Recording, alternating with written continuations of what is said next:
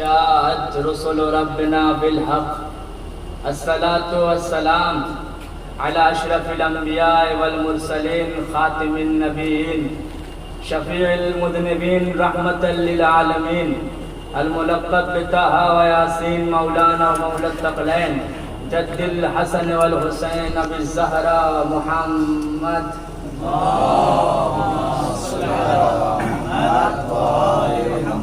وعلى آله الطيبين الطاهرين المعصومين المظلومين ولعنة الله على أعدائهم أجمعين من الليل إلى قيام يوم الدين. أما بعد فقد قال الله تبارك وتعالى في القرآن المجيد بسم الله الرحمن الرحيم إن الله اصطفى آدم ونوحا وآل إبراهيم وآل عمران على العالمين. صلوات علی محمد وآل محمد.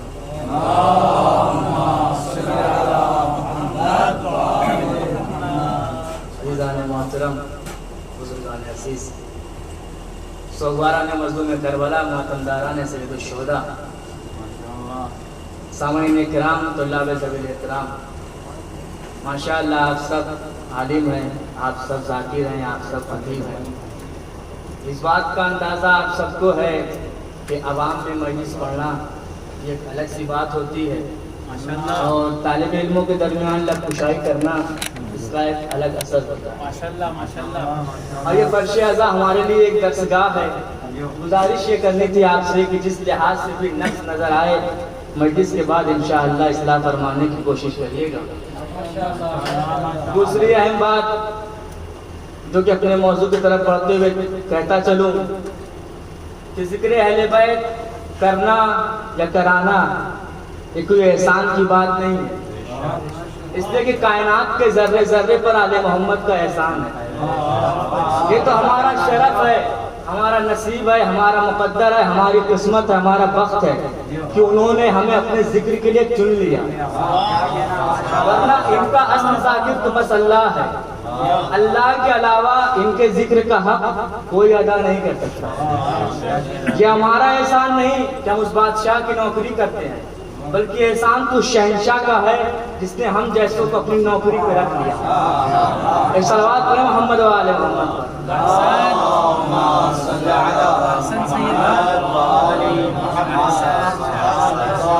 خداوند کریم قرآن میں ارشاد فرما رہا ہے بسم اللہ الرحمن الرحیم ان اللہ اصطفى آدم و نوحا، کہ ہم نے چن لیا، ہم نے انتخاب کیا، ہم نے منتخب کیا، ہم نے برگزیدہ کیا. کسے؟ آدم کو اور نوح کو. پھر آگے ارشاد فرما رہا ہے وآل ابراہیم، اور ابراہیم کی اولادوں کو. پھر آگے بڑھیے وآل عمران علی العالمین، اور عمران کی ذریت. اور ہمارا یہ چننا، ہمارا یہ انتخاب کرنا، ہمارا یہ برگزیدہ کرنا، ہمارا یہ منتخب کرنا کسی ایک قریے کے لیے مخصوص نہیں تھا، کسی ایک شہر کے لیے نہیں تھا، کسی ایک ملک کے لیے محدود نہیں تھا، بلکہ اگر میں رب العالمین ہوں تو میں نے جنہیں چنا ہے وہ مصطفیٰ علی العالمین ہے. میں نے جنہیں چنا ہے وہ مصطفیٰ علی العالمین ہے. یعنی اب جہاں تک میری ربوبیت جائے گی وہاں تک ان کے اختیارات جائیں گے، جہاں تک میری رزاقیت جائے گی وہاں تک ان کی حکومت اور مملکت ہوگی. تو اللہ نے جناب آدم کا ذکر کیا، جناب نوح کا تذکرہ کیا، حضرت ابراہیم کا ذکر کیا. مسلمانوں میں اختلاف آدم کے چننے پر نہیں ہوا، نوح پہ نہیں ہوا، حضرت ابراہیم پہ بھی نہیں ہوا. گاڑی جا کے اٹک گئی چوتھی منزل پر. اب یہ مسلمانوں کا اپنا نصیب ہے، جب الجھتے ہیں تو چوتھی ہی منزل پر الجھتے ہیں. یہ ان کا اپنا نصیب ہے کہ جب الجھتے ہیں چوتھی منزل کو الجھتے ہیں. بات یہ ہوئی کہ یہاں آل عمران سے مراد ہے کون لوگ آل عمران سے مراد ہیں؟ تو اب یہاں مفسرین کے دو گروہ بنے. ایک نے کہا آل عمران سے مراد چونکہ حضرت موسیٰ اور حضرت ہارون کے والد کا نام عمران تھا لہذا آل عمران سے مراد موسیٰ اور ہارون آ گئے. دوسرے نے کہا نہیں، چونکہ بی بی مریم کے والد کا نام عمران تھا لہذا بی بی مریم اور حضرت عیسیٰ آل عمران میں آ گئے.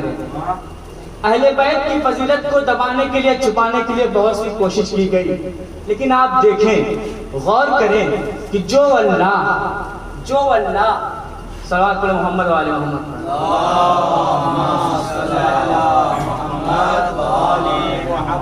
ہر کوشش کی گئی آل محمد کی فضیلت کو چھپانے کے لیے، لیکن آپ غور کریں کہ جو اللہ فرعون کے گھر میں موسیٰ کو پلوا سکتا ہے، وہ اللہ منکر فضائل علی سے فضائل علی بھی لکھوا لیتا ہے۔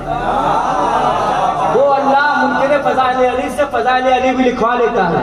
کوشش یہی کی گئی تھی اہل بیت کے فضائل چھپ جائیں، اہل بیت کی فضیلت کم ہو جائے، ان کا رتبہ کم ہو جائے، لیکن میں نے کیا کہا، خدا قادر مطلق ہے، وہ لکھوا ہی لیتا ہے۔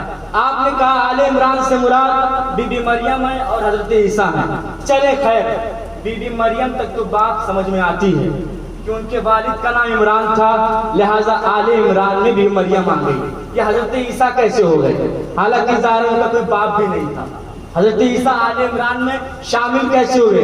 کہا آپ سمجھے نہیں، بی بی مریم کی وجہ سے حضرت عیسیٰ آل عمران میں شامل ہو گئے۔ میں نے کہا آپ نہیں سمجھے، جب عیسیٰ مریم کی وجہ سے آل عمران ہو سکتے ہیں تو حسن و حسین فاطمہ کی نسبت سے آل محمد کیوں نہیں ہو سکتے ہیں؟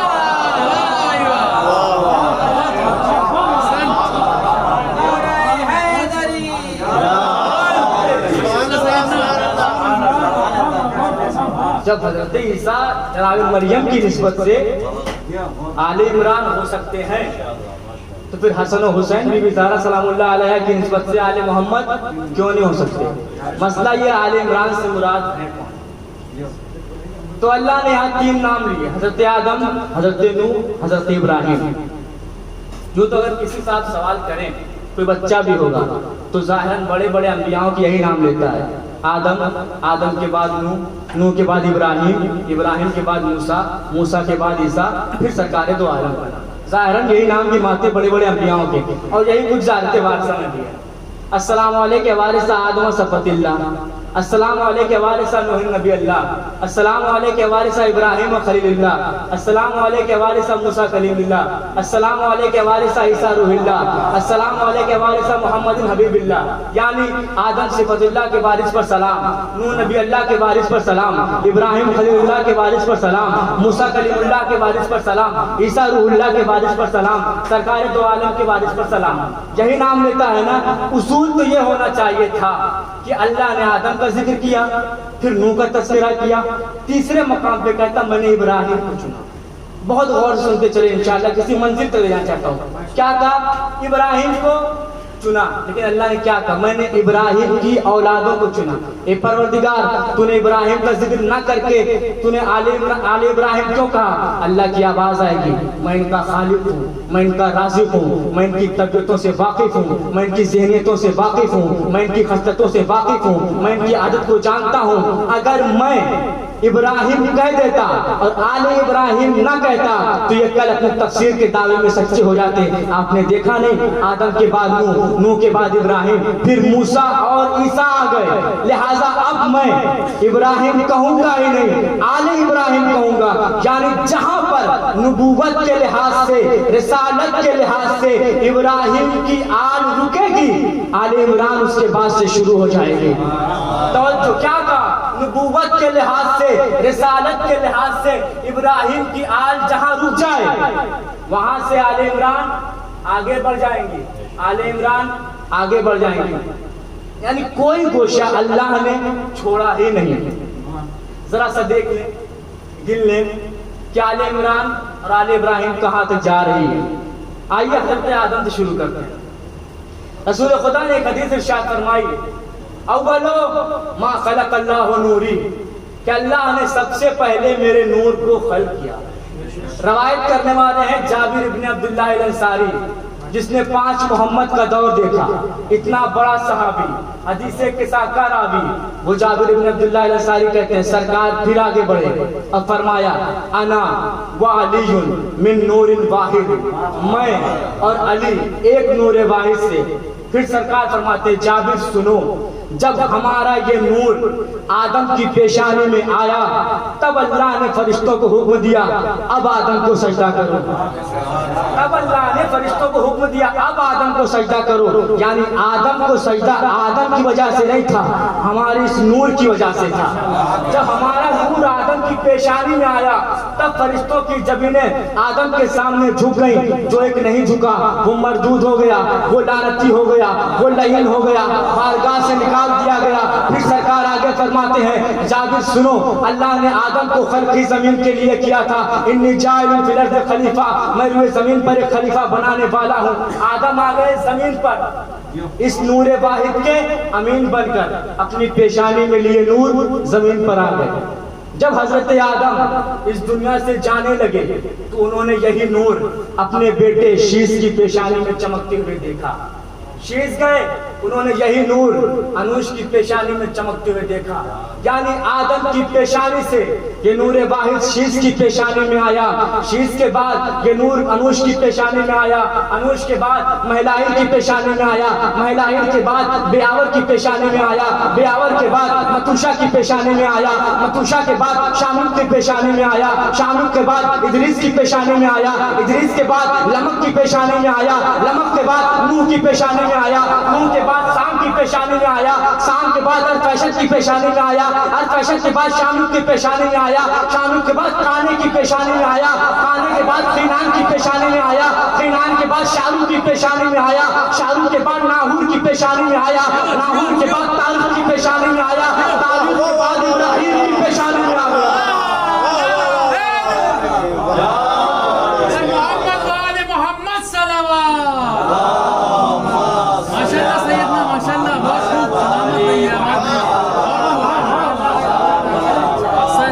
کہاں تک آئے نور جناب آدم کی پیشانی سے حضرت ابراہیم کی پیشانی تک. اب حضرت ابراہیم ہے شجرۃ الانبیاء, انبیاء کا شجر. اب یہاں سے چلیں گی دو شاخیں, ایک بیٹا ابراہیم کا اسماعیل ہے, ایک بیٹا اسحاق ہے. اب جو اسحاق سے نسل چلی وہ جناب عیسیٰ تک پہنچی, اور عیسیٰ کو اللہ نے چوتھے آسمان پہ اٹھا لیا. تو اب اللہ نے اس نور واحد کو حضرت اسحاق کی پیشانی میں نہیں رکھا, بلکہ حضرت ابراہیم کے بعد اس نور کو حضرت اسماعیل کی پیشانی میں منتقل کر دیا. توجہ میرے عزیزو, اسماعیل کی پیشانی میں یہ نور آ گیا, یعنی جناب ابراہیم کی پیشانی سے یہ نور حضرت اسماعیل کی پیشانی میں آیا. ابراہیم کے بعد اسماعیل کی پیشانی میں, اسماعیل کے بعد قیدار کی پیشانی میں, قیدار کے بعد ثابت کی پیشانی میں, ثابت کے بعد سلمان کی پیشانی میں, سلمان کے بعد حمزہ کی پیشانی میں, حمزہ کے بعد اور کی پیشانی میں, اور کے بعد عدنان کی پیشانی میں, عدنان کے بعد مزر کی پیشانی میں, مزر کے بعد نزار کی پیشانی میں, نزار کے بعد الیاس کی پیشانی میں, الیاس کے بعد مدرکہ کی پیشانی میں, مدرکہ کے بعد حزیمہ کی پیشانی میں, حزیمہ کے بعد کنانہ کی پیشانی میں, کنانہ کے بعد مالک کی پیشانی میں, مالک کے بعد فہیر کی پیشانی میں, فہیر کے بعد لوی کی پیشانی میں, لوی کے بعد مرہ کی پیشانی میں, مرہ کے بعد کعب کی پیشانی میں, کعب کے بعد عدی کی پیشانی میں, عدی کے بعد کلات کی پیشانی میں, کلات کے بعد قصی کی پیشانی میں, قصی کے بعد عبد مناف کی پیشانی میں, عبد مناف کے بعد ہاشم کی پیشانی میں, ہاشم کے بعد عبد المطلب کی پیشانی میں.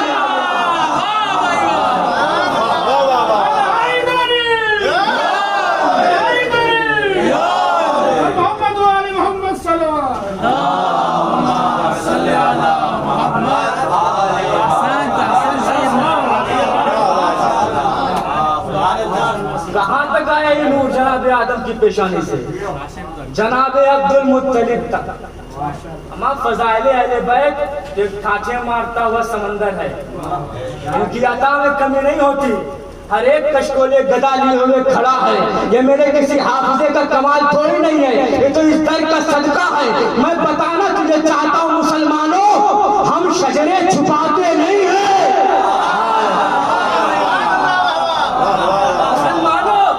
شجرے چھپاتے نہیں ہیں, ہم جنہیں مانتے ہیں ان کے شجرے ہمارے ذہنوں میں محفوظ ہیں, ہماری کتابوں میں لکھے ہیں. اما ہم نے تو انہیں مانا ہی نہیں جن کے شجرے آج تک مشکوک ہیں.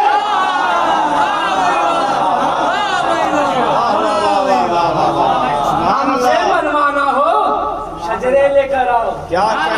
شجرے طیب شجرہ یہی وہ شجر طیبہ ہے جس کا ذکر اللہ نے قرآن میں کلمہ طیبہ کے ذریعے کیا. سے منوانا ہو ایک صلوات علی محمد و آل محمد.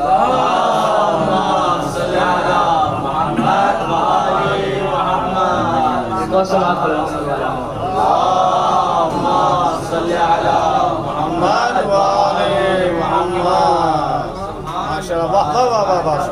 سے منوانا ہو شجرے لے کر آؤ طیب شجرہ. میں کروں کیا؟ ہمارے چوتھے امام ارشاد فرماتے ہیں موسیٰ توجہ، موسیٰ کوہ طور پر جس نور کو دیکھ کر غش کھا کر گر پڑے، قسم خدا کی جس کے قبضے قدرت میں مجھ عابد کی جان ہے، وہ نور میرے دادا علی مرتضیٰ کے نور کی 80 شعاؤں میں سے ایک کرن تھی. 80 شعاؤں میں سے ایک کرن تھی. ایک کرن کو موسیٰ جیسا نبی نہیں برداشت کر سکا. اللہ جانے یہ کیسا خاندان ہے جو اس پورے نور کو اپنی پیشانی میں لیے ہوئے ہے. موسیٰ جیسا نبی نہیں برداشت کر سکا. کہاں تک نور آیا؟ سرکار عبدالمطلب تک. اب یہاں سے قدرت کو مقصود ہوا کہ اس نور کے 2 برابر حصے کیے جائیں. ایک حصہ جناب عبداللہ کی پیشانی میں آیا، ایک حصہ سرکار ابو طالب کی پیشانی میں آیا. جملہ کہہ دوں، جو حصہ عبداللہ کی پیشانی میں آیا اس پر نبوت کی انتہا ہوئی، اور جو حصہ ابو طالب کی پیشانی میں آیا اس سے امامت کی ابتدا ہوئی. صلوات پڑھے محمد و آل محمد پر.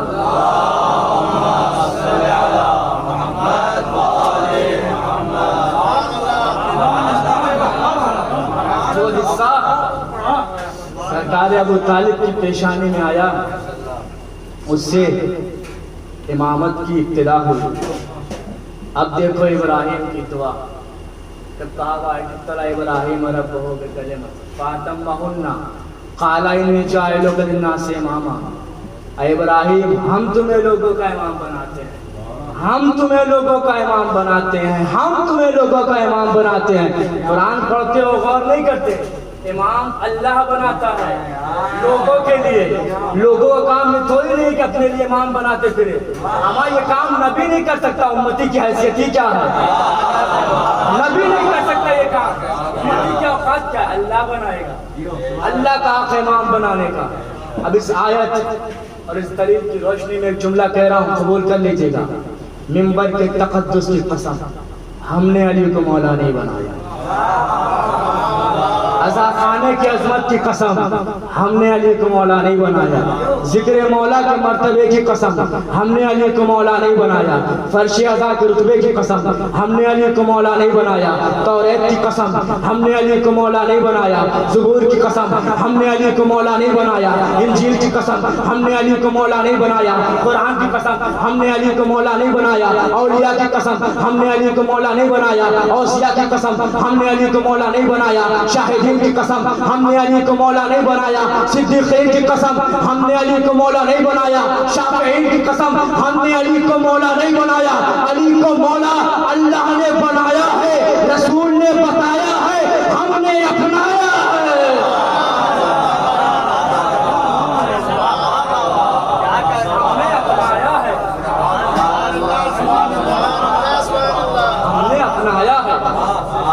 ہم امام بناتے نہیں ہیں، ہمارا امام اللہ بناتا ہے. سبحان اللہ. نبی نہیں بنا سکتا میاں. کہاں تک آئے نور جناب آدم کی پیشانی سے حضرت ختم النبیین تک، رسول خدا تک. اب آل عمران ہوں گے اس کے بعد، اور انشاءاللہ آل عمران پھر کر زندگی رہی اور موقع ملا تو ایک واقعہ رسول خدا کا بیان کرتے ہوئے مسائل کی طرف چلتا ہوں کہ سرکار عبدالمطلب کا آخری وقت ہے، 94 برس کی عمر ہے. مسلمانوں کی ایک کتاب ہے سیرت ابن ہشام، اس میں یہ واقعہ تفصیل کے ساتھ رقم ہے. 94 برس کی عمر ہے سرکار عبدالمطلب کی. لیٹے ہوئے ہیں، اپنے تمام بیٹوں کو بلوایا. بلوانے کے بعد سب کو دیکھا اور ایک شاعرانہ نگاہ ڈالی. کہا میرے بیٹو میرا آخری وقت ہے، میں یہ چاہتا ہوں کہ جانے سے پہلے اللہ کی اس قیمتی ترین امانت کو تم میں سے کسی امین کے سپرد کر کے چلا جاؤ۔ رسول خدا ساتھ میں بیٹھے ہوئے ہیں، حضرت زبیر آگے بڑھے کہ بابا جان اگر مناسب سمجھیں تو میرے حوالے کر دیں۔ کہ میرے لال کر تو سکتا ہوں، تمہارے پاس دولت ہے، تم خیال کر سکتے ہو۔ کیا جملہ کہا جناب عبد المطلب نے، قربان جاؤں، کر سکتے ہو، لیکن اصل میں میرے لال بات یہ ہے کہ تم لا ولد ہو، اور جس کے خود کوئی اولاد نہ ہو وہ دوسرے کی اولاد کے درد کو حقیقت سے نہیں سمجھ سکتا۔ اطاعت گزار تھے، پیچھے ہٹ گئے۔ حضرت عباس آگے بڑھے کہ بابا جان اجازت ہو۔ کہ میرے لال تم کثیر العیال ہو، تم اس کا خیال نہیں رکھ پاؤ گے، اپنے ہی بچوں میں الجھے رہو گے۔ غرض ہے کہ سب نے اپنی اپنی پیشکش کی، آخر میں وہ اٹھا جو حسن کی زبان میں بعزت البلد تھا، ریاست کی زبان میں رئیس عرب تھا، شجاعت کی زبان میں ارجع العرب تھا، نسب کی زبان میں عالی نسب تھا، قرآن کی زبان میں عمران تھا، ہر لحاظ سے غالب تھا، کنیت میں ابو طالب تھا۔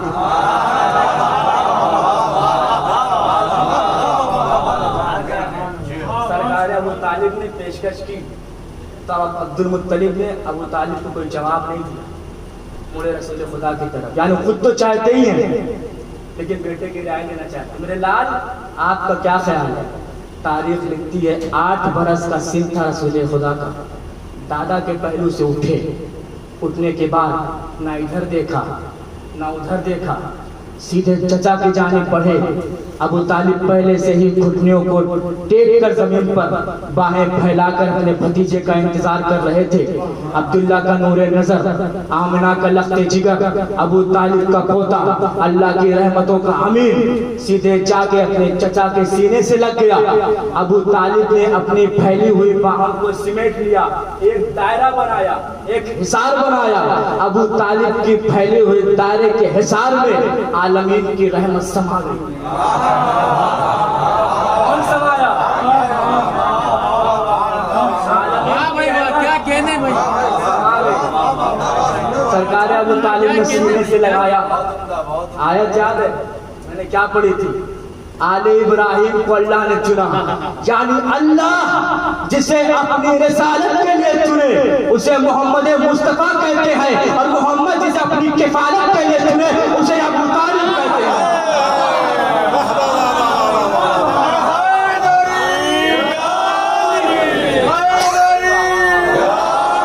محمد وآل محمد صلوات۔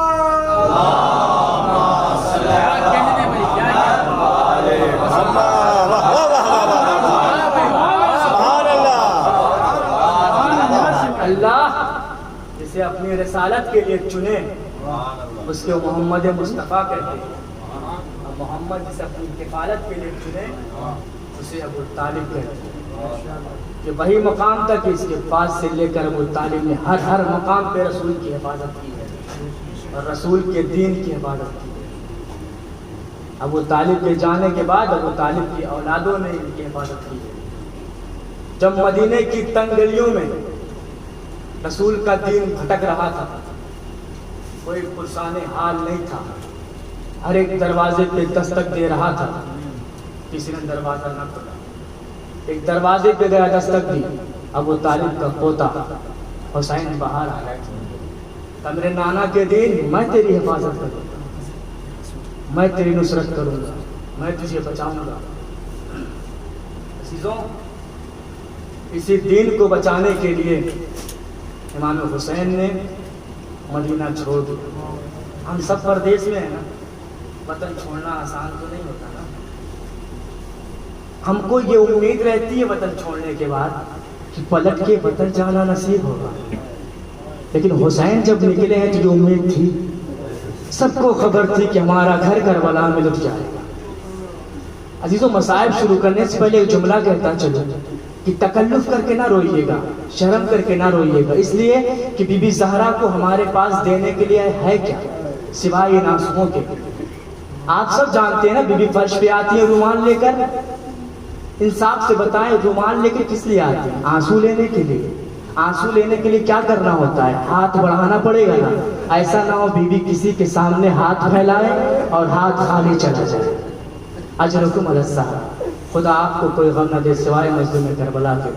عزیزو واقعی طور سے امام حسین کا پرسہ کوئی قبول کرے نہ کرے، ایک بیوی وہ ضرور قبول کر لے گی. بعض علماء اعلام نے لکھا جب کبھی مجلس ہوتی ہے، شہزادی زہرا آتی ہے، امام رضا آتے ہیں، چوتھے امام آتے ہیں، لیکن حکایتاً یہ جملہ کہہ رہا ہوں، ایک عالم نے کہا ایک 4 سالہ بیوی بھی آتی ہے. رونے والوں کو دیکھ کر پوچھتی پھوپھی اماں یہ کس پہ رو رہے ہیں؟ جناب زینب جواب دیتی میری بیٹی یہ تیرے بابا پہ رو رہے ہیں. طلب کر شہزادی پوچھتی پھوپھی اماں کوئی انہیں تماچے تو نہیں مارے گا نا پھوپھی اماں؟ پھوپھی اماں جب ہم روتے تھے تو ہمیں تماچے لگتے تھے. اے پھوپھی اماں جب ہم روتے تھے تو ہمیں تازیاں آنے لگتے تھے. اجرکم علی الزہرا. خدا تمہیں کوئی غم نہ دے سوائے مظلوم کربلا کے.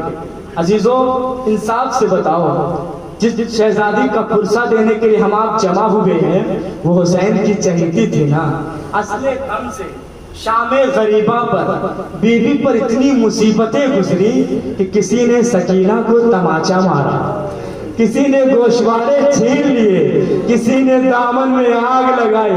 عزیزو شہزادی زینب جب شام غریبہ میں تھک کر بیٹھ گئی نا تو خواب میں اپنی ماں فاطمہ کو دیکھا. زہرا نے کہا سکینہ اے زینب میری سکینہ کہاں ہے؟ جناب زینب نے آنکھوں کو کھولا، چاروں طرف دیکھا، شہزادی کو کہیں سکینہ نظر نہ آئی. مقتل میں کہیں تو کیا دیکھا؟ ایک بکھرے جنازے پر جس کا سر نہیں تھا سکینہ بیٹھے رو رہی ہے. اجرکم علی الزہرا. خدا آپ کو کوئی غم نہ دے. عزیزو جملے سن سکیں گے جب جناب زینب سکینہ کے قریب پہنچی تو کیا سنا؟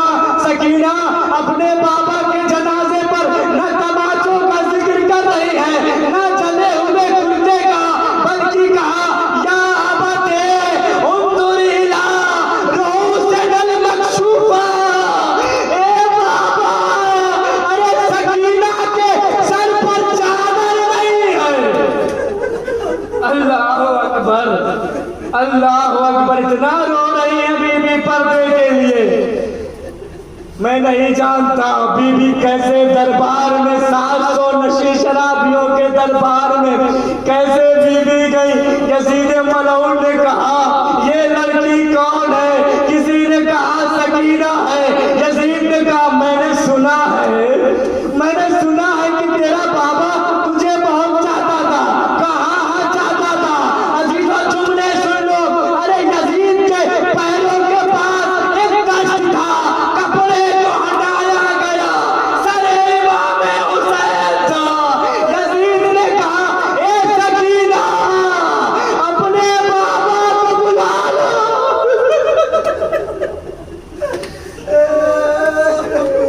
سکینہ نے جلا ہوا دامن تھا کہ بابا آئیے بابا یتیم بلا رہی ہے.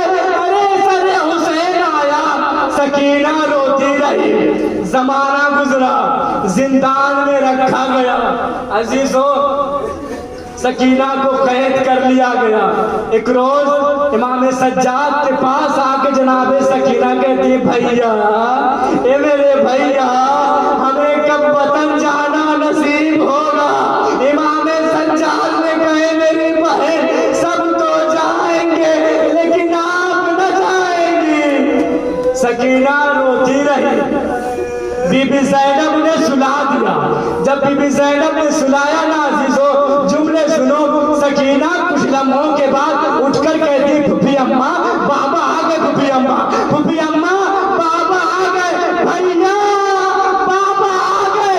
امام سجاد کہتے ہیں پھوپھی اماں یہ سکینہ کی آخری رات ہے. اجرکم علی اللہ. سب رونے لگے. آواز یزید تک گئی. یزید نے کہا یہ کیوں رو رہے ہیں؟ کسی نے کہا ایک بچی ہے جس کو اس کے بابا یاد آ گئے. ملعون نے کہا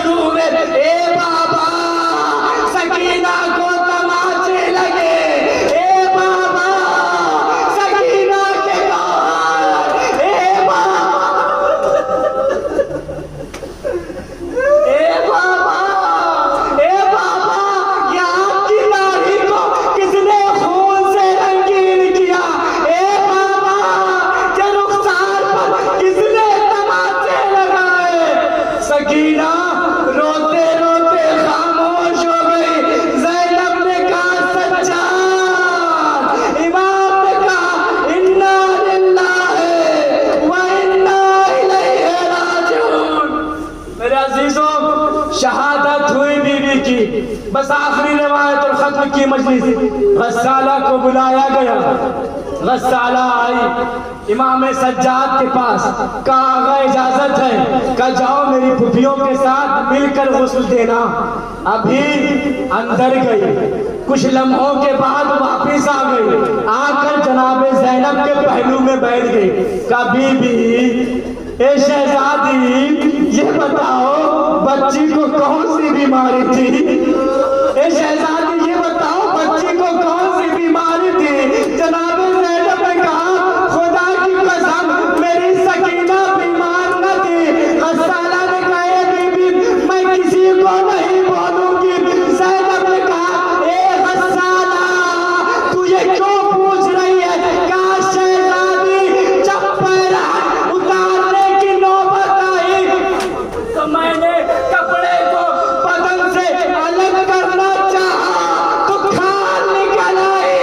ارے میں نے دیکھا سکینہ کی پوری سیاہ ہے. زینب نے کہا ارے بیمار نہیں ہے بلکہ تازیانوں کے نشان. اے سچا